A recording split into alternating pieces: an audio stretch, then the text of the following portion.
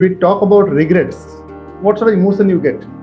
A emotion of fear sometimes the emotion of irritation, sometimes frustration.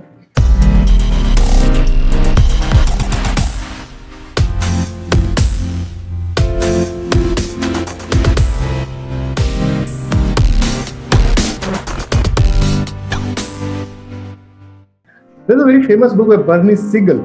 He talks about never-ending stories. So there was a nurse who documented around 1,000+ people's interview when they were dying. So she has seen a lot of people dying.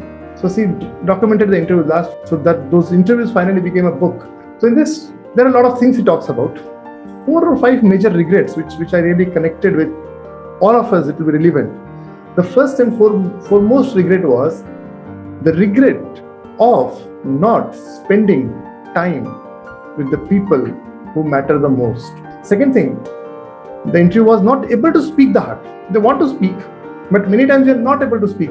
We are not able to stand for a cause. Those cause could have eventually become a movement, and those movement would have created something significant. So that something died with them. Third regret which they had was not taking enough risk. Predominantly, the risk which most of the people had and they let go was the risk of looking foolish.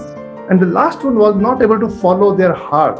We are so apprehensive about risk that we end of the day live a life which do not have a meaning.